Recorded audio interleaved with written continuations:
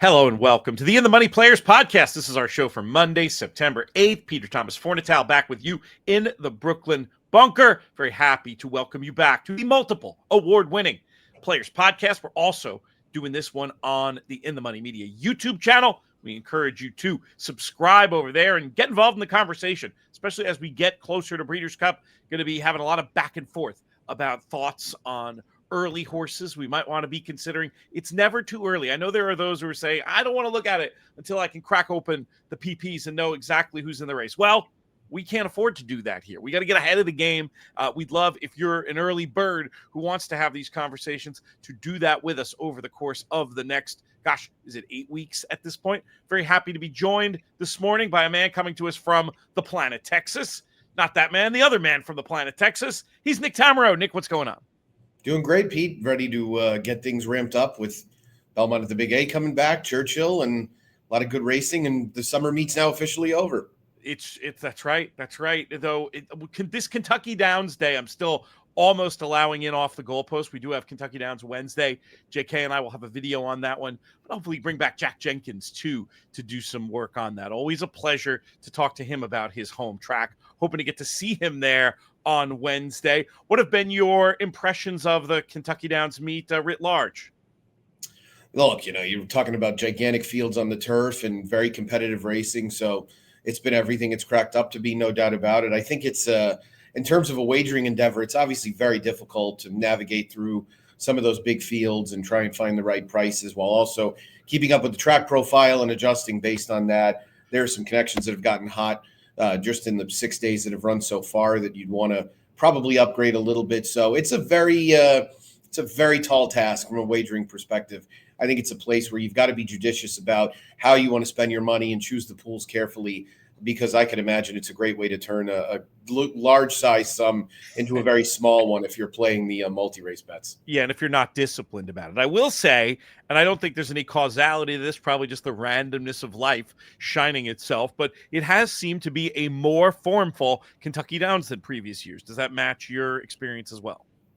Yeah, I think so. I mean, I know just from making the morning line, I've gleaned some things this year that will probably be a little bit more actionable than I have in the past. I didn't really know going in how much the both the public and the computer-assisted wagering units really apply prior Kentucky Downs form to the way they handicap and bet. Yep. And I probably should have been a little bit more aware of that. I was definitely aware of it, but I think the amount that they're doing it is a little bit more than I anticipated. There have also been some connections that have gotten hot and cold and in a brief period of time. And I think I had all the Wesley Ward horses too low last year, and I have them all too high this year.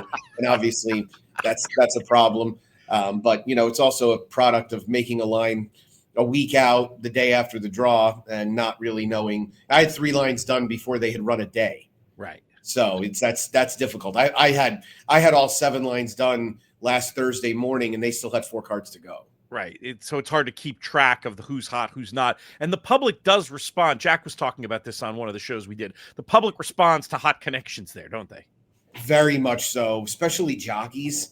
Obviously Flavien Prat and Irad Ortiz Jr. are going to take a lot of money anyway, but Flavien seems to be the biggest market mover right now, though the public really honed in on Brad Cox over the weekend, and he delivered, which good reason.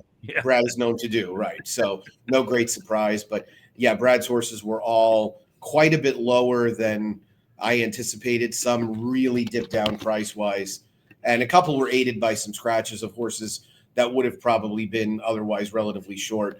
So I'm actually trying to pull up the number. I want to say Brad had 4 wins between Saturday and Sunday, including one of the stakes on Saturday with Stellify. I have been very proud of the work the team has done. Michael Domable crushing it in his analysis. Will Humphrey with his Kentucky Downs diary. Also, just some great info in there. You got to be checking this stuff out. And it's all free, brought to you by our friends at Kentucky Downs, powered by the KTDF. Check it out. There's only 1 day left, of course, but inthemoneypodcast.com. But just generally speaking, I feel like more people need to be paying attention to our website, because this team we have is absolutely crushing it over there. Back to that point about prior course form. I've been noticing it more. I don't know if it's the improved video coverage. It probably is. But you really get a sense this year or I've really gotten a sense this year watching these stretch runs, how some horses love this hill and some horses just hang like nobody's business on the hill. So, I mean, I think that might be a big piece of the course form, is just specifically the ability, if you can do that uphill finish or if it just gasses you out. Does that sound like a reasonable hypothesis?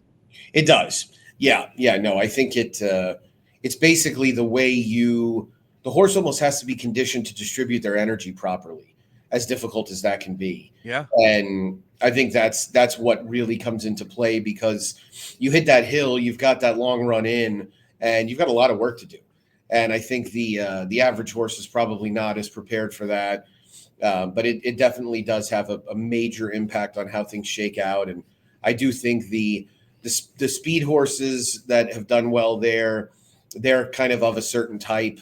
And we've seen the ones that have consistently had success are able to really finish, in addition to just being a little bit quicker early.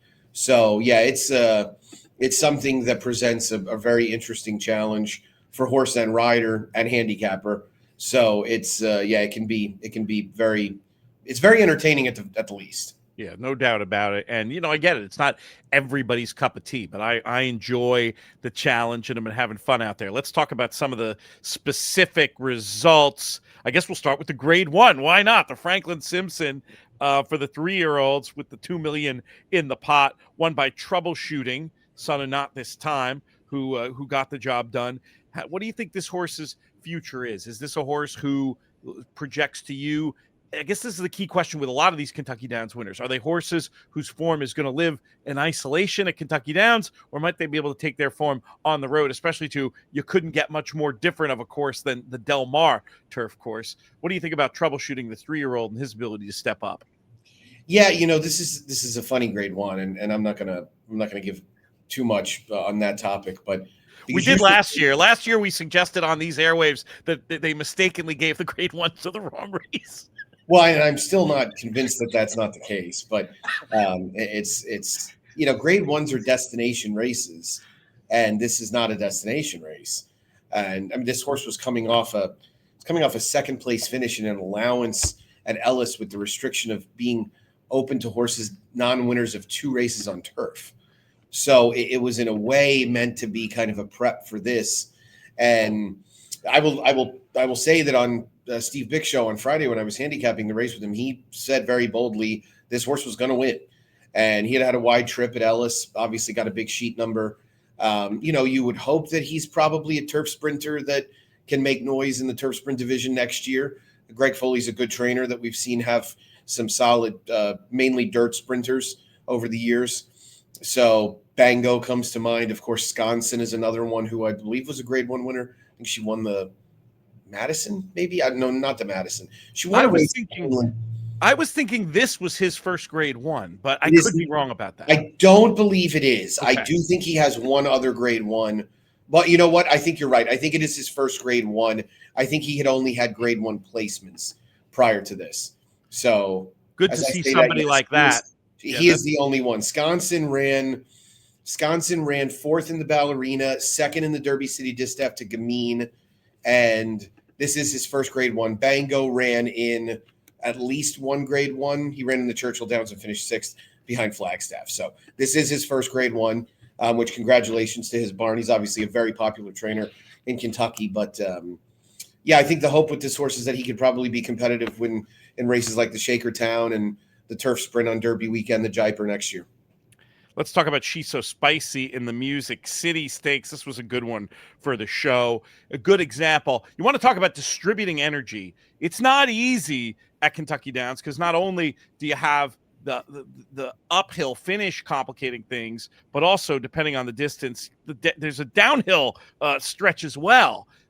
She's So Spicy was one that I wasn't sure if was just a total speedball, but was able to settle really nicely and finish. I just thought this was a really likable effort from a filly I've been a fan of for a long time. I thought it was the Commonwealth Cup was going to be a bridge too far, but it was good to see her back getting to winning ways at Kentucky Downs. I wonder about her and how she'll adapt at a place like Del Mar. Well, she's got a better chance than Troubleshooting. I can tell you that. I mean, she might not have much of a chance, but I am stunned, Pete. And I knew making this line that I was probably going to guess wrong. I thought that the form that She's So Spicy held over Kilwin would be enough for the public to go to She's So Spicy, even understanding that Kilwin had these two giant figs recently on dirt. I'm absolutely shocked that She's So Spicy was not favored in this race. Yeah. And she actually ended up being a pretty juicy 3.21 to 1 to Kilwin's 1.89 to 1. And unsurprisingly, Kilwin was deep in the pack. If for no other reason, you were supposed to bet She's So Spicy because horses with Kilwin style don't win very often at Kentucky Downs. And I know she had a prior Kentucky Downs win. She won a meltdown race last year where she got a 73 fig. And that race, preceded a pretty decent effort, all things considered, in the Breeders' Cup Juvenile Fillies turf. But Kilwin is clearly a better dirt horse. And I almost wonder if Rusty's plan now is to bring her back to the dirt for the Breeders' Cup, if he's even going to try, or if he might, just look at a race like the Chaluki and maybe try and point to the 2026 Breeders' Cup, because this division is very salty. And I don't know if he wants to go out west to tackle the likes of Copian and Sweet Azteca and Ways and Means, horses like that. So it'll be interesting to see. But She's So Spicy is very good. She's very quick as well. That's why you feel like she might actually have the early foot to get competitive in a race like the Breeders' Cup Turf Sprint, where, she can be close to the lead. And we know the horses that come over from Europe, for the most part, unless it's like Big Evs, those are horses that want to settle and make one run, similar to what Starlust did last year. Yeah, it'll be very, very interesting to see her under different type of conditions. I love the dimension that she showed of being able to stalk and pounce there and just to have so much run in the finish. Let's talk about more graded action from Saturday. Kentucky Turf Cup, Old Crazy Bone. We talked about connections getting hot, winning races, catching money at Kentucky Downs. Mike Maker would be in that group. This one gets it done for Flying P. Could you see this horse taking a tilt at the Breeders' Cup Turf?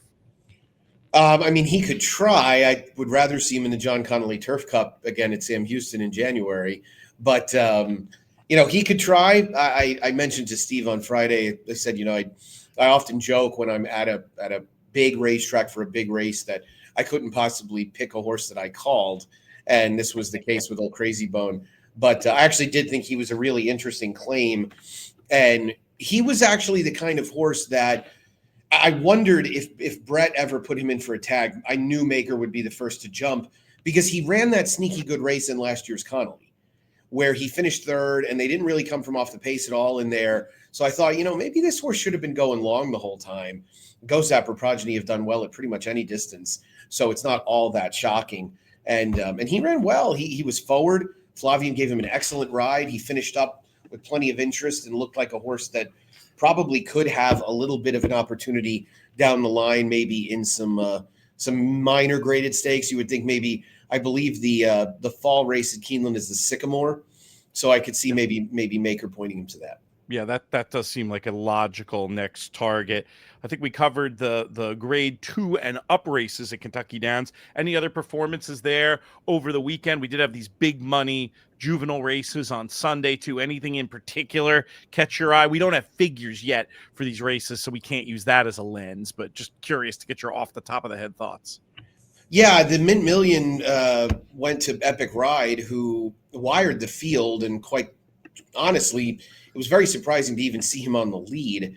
And I think Edgar Morales, when he got interviewed after the race, kind of said, I didn't expect to get the lead. I thought I'd be sitting outside of Goliad, but he was able to get to the front, and Epic Ride's a quick horse.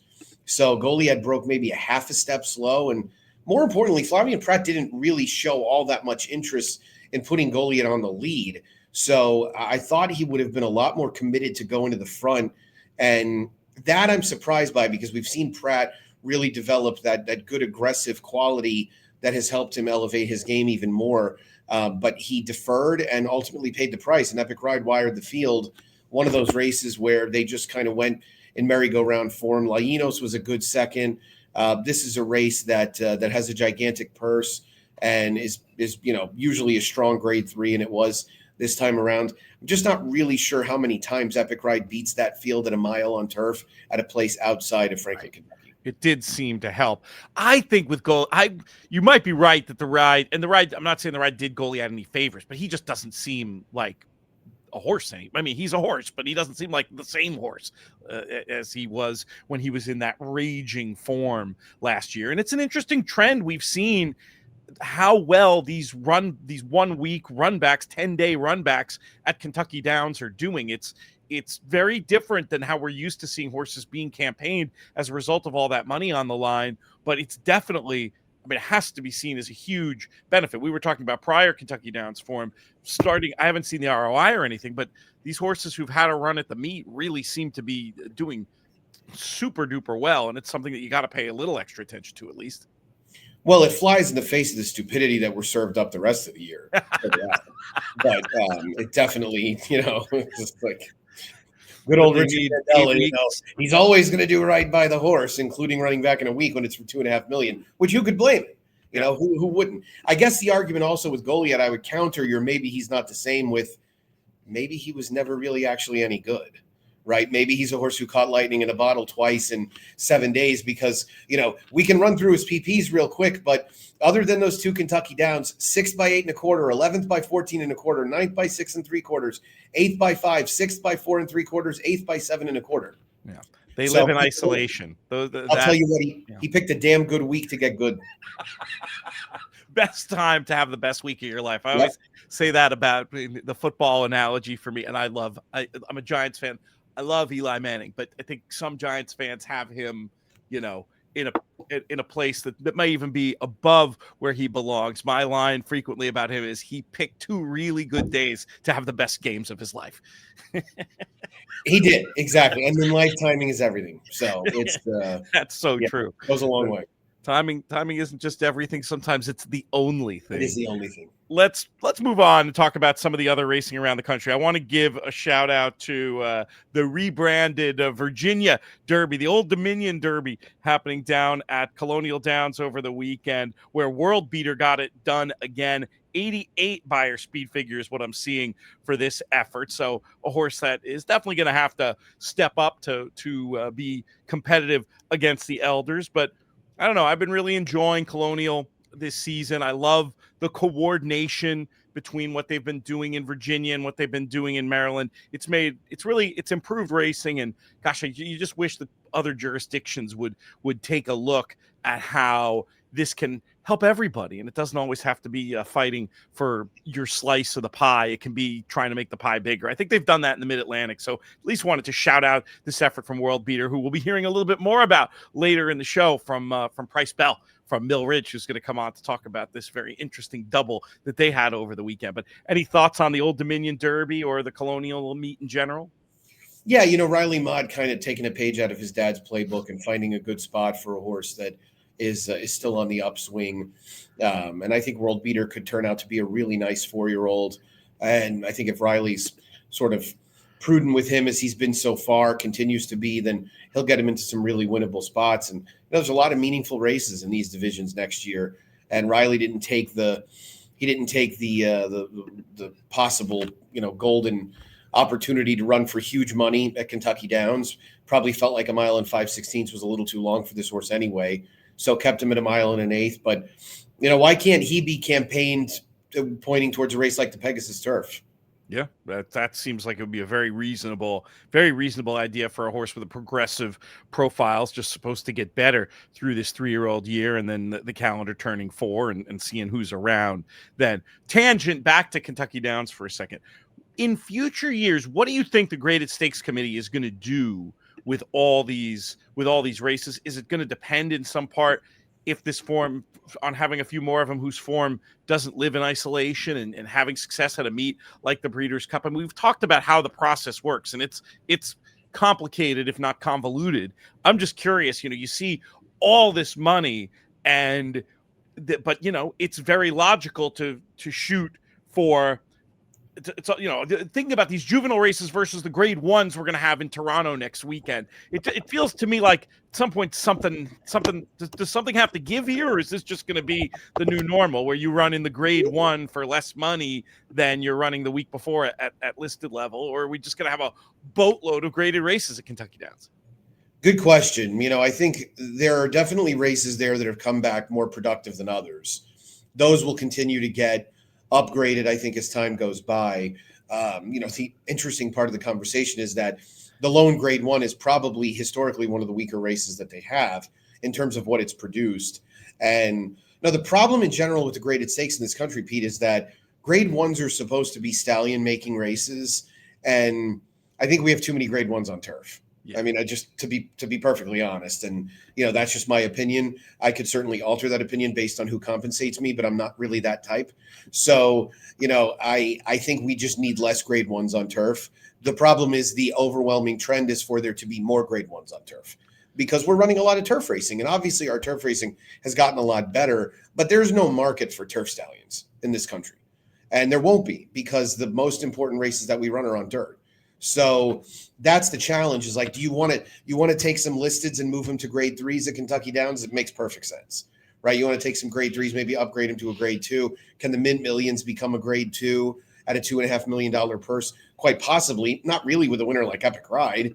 There are definitely some horses in the balance of that field, but take Goliath's PPs, for example, right? Here's a horse who ran well at Kentucky Downs. He kind of hasn't really run well anywhere else. I know he's a grade three winner at Santa Anita, but that place rewards horses that are good there.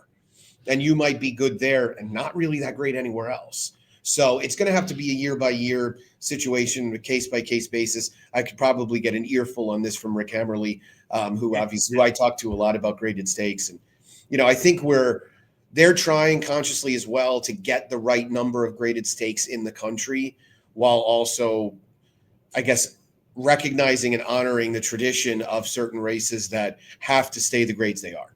It's very hard, and there's a push-pull dynamic. Obviously, from a horseman point of view, you want more opportunities to try to make that stallion to get that filly, the coveted graded stakes black type. But as you get fewer foals, it makes sense to have fewer big grade one, grade two opportunities, and we haven't seen that play out. So yeah, it's something happily above my pay grade, but I just threw it out there as a question when you see all these huge money races. And I think it's going to be particularly interesting when we look at the fields for these juvenile races, which we didn't even talk about at Kentucky Downs on Sunday, versus what we're going to see next weekend at Woodbine. But hoping we're going to have really exciting racing up there.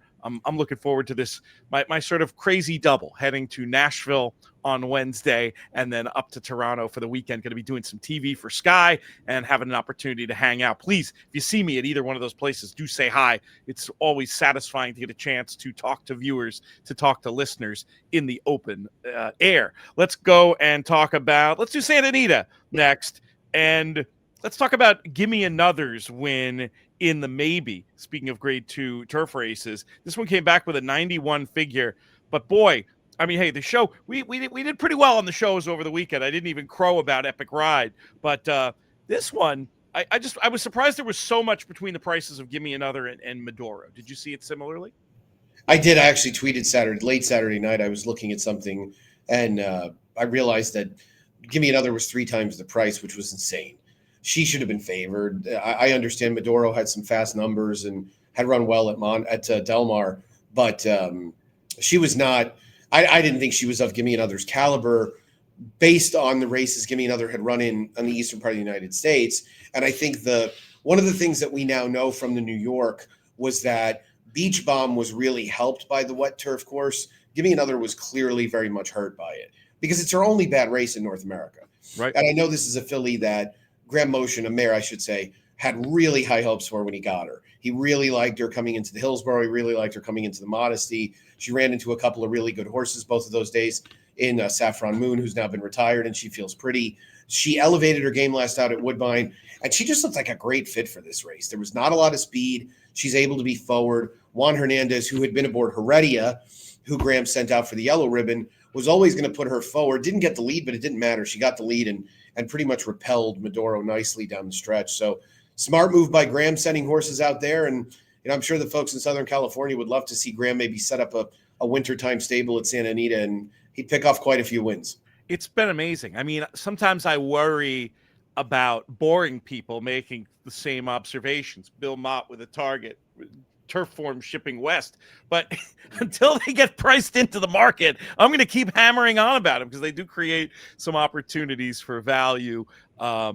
Anyway, let's talk about the grade one action at Del Mar. We just got about 5 minutes left here. We'll go to the debutante first. Bit of a boil over in here, as the Brits say. Explorer, the big favorite at 3-5. She wasn't beaten by the other Baffert. She was beaten by the other Baffert, with the Battle of Rouge getting the job done. Just a 76 on the Beyer speed figure scale in this one. What did you make of this race, and how relevant of a form line is it going to be? When it happens over the course where the Breeders' Cup is happening, I always take a second look, but the clock says maybe not. Yeah, the number came back slow, and that's the worry, is that these horses probably got a little bit worse as the distances got longer, which you really wouldn't have expected from Explora being by blame out of a Bernardini mare. Makes no sense. I'm hopeful that we see some of these back in one prep before the Breeders' Cup. I just don't know if that's going to be the case, because the calendar has compressed, and that's less than ideal, because I really don't like taking these horses off the 7 furlong races going into the Breeders' Cup. But I will admit, Pete, I did kind of chuckle that Bob Baffert had 3 horses, and the one that his wife owns won the race. And I wondered, all of this Chad Brown conversation, like when Chad runs 3 in the Diana, what if he owned one of them, right? Twitter would explode. Yeah. So, I think Bottle of Rouge got the best trip in a subpar race. And I don't again, this is another result. I'm not really sure how easily it would be duplicated if they ran this race again a number of times. But on the day, she was good enough, and that was that. I think what this field has in general, especially if we see the same kind of effort in a race like the Alcibiades, is it's got a Tommy Joe problem. Right, that is for sure. I do want to mention this Mandela effect horse racing thing. Mandela effect, for those that don't know, it's like a collective false memory, and it often happens. I think the best horse racing example of it is with things like the other Chad Brown, the other Baffert. Marshall Graham, our buddy, has studied this, and if you bet them all, when these big trainers have multiple horses in a race, the best ROI is for the shortest price, the second best for the second, the third best for the third. But these are the ones that we tend to remember as horse players much more than when you get a formful result. Well, it's like when you see somebody say short field, big price. It's like, okay, well, how many short fields have short prices? Yeah. Yes. Right. A lot. Yes, it's just one of those things. I do love that as a contest-ism. I do enjoy that one. But yeah, I don't think the numbers back up the short field long price. It's more of a fun after the fact observation to just throw in there. Okay, let's move to Sunday's grade 1 while we still have a minute and talk about Brant, this horse that had thrown down the 101 Beyer speed figure on debut. Came out very fast. The clock had this one as a 91, so a regression in that regard. But I thought this was a pretty terrific effort given the sub-22 first quarter, given the time the horse came home. You could probably mark it up a little bit. What did you think of Brand? I mean, to me, this looks like a serious contender for the juvenile any way you slice it. Yeah, I mean, I didn't know exactly what to expect based on his debut. You figured he's going to regress. Excuse me. He's got such a horrible way of moving that I have a hard time embracing him fully as like a true multiple big time prospect. He's clearly a 2-year-old with a future. The track was really fast yesterday. That's one thing I'll say. And for comparison purposes, his stablemate, Boyd, who I believe is named for Boyd Browning that runs Fasig-Tipton, he went 43.91 for 5.5 and finished up in 102.79, which is actually a point faster than Brant went. And Boyd got a 92, Brant got a 91. So, could you say, all right, Brant went to the lead, he took a little bit more heat, held everybody off. He ran well. I think the reality of it, Pete, is that his debut figure was probably more like the 90, 91 that he got yesterday. And look, that puts him at very much the head of the class on the West Coast. We'll see if Ted Noffey comes back with the same kind of effort. We've got to see what we get from horses like It's Our Time, Golden Tornado, Big Dom. There's a lot of good 2-year-olds that won at Saratoga. But, should Brand be on the list of top 3 choices for the juvenile right now? Sure. Yeah, they'll be interesting to see, like you said, with the compressed calendar, if they come back in the race, in the prep at Santa Anita. Those are only 3 weeks away, right? Yeah, they're not going to bring a lot of those back. Yeah, it'll be interesting to follow along. Yeah, I know what you're saying about the way he goes. I thought though, I don't know. I don't want to say it's greenness because Baffert doesn't really ever send out a green horse. I wasn't sure what to make of that. I was taking the view that if a horse like that has a quirk, there's a chance to improve if the quirk gets solved. The way you're framing it, though, it makes me think that you think that that's just who he is and how he moves, and it's going to put a question in the back of your head. Well, no, his action sucks. Like I have no idea how they paid so much money for him. I mean, I guess they maybe not didn't watch him gallop or what, but I mean, he flies out on the front left side as much as a horse like St. Trinian's did. Right. So he is but look, it doesn't really matter how it looks if it's fast. Right. And I think that's Tacoma had that weird quirk. That's interesting. Tacoma had ugly action as well. Right. Yeah. He had, and Brant's is probably along those lines, if not maybe a little bit worse. So, we're just going to see. We're going to see how much maybe he improves going longer, 2 turns, those things. When Baffert has had success in the juvenile, it's been with horses that went 2 turns already. Yeah. So I'm going to be interested to see who he brings back in the Norfolk or whatever it's called now. I think American Pharaoh versus who awaits now an opportunity maybe to run fresh. We'll be tracking it all here on the In the Money Media Network. Keep it locked. You can check out our free analysis pretty much daily, inthemoneypodcast.com. Subscribe to the In the Money Players Podcast wherever you get your pods. And, of course, we want you to subscribe to the In the Money Media YouTube channel. We got to come up with a subscriber goal, and we did a fun contest over this. We got to get back doing clever things now that we're not completely pedal to the metal with Saratoga and Del Mar, though. There's so much great action coming up. I should be careful how I set that up for ourselves. Don't want to set us up for failure. Nick, appreciate you very much, my friend. We'll be back with you hopefully later in the week. Sounds great. Looking forward to it.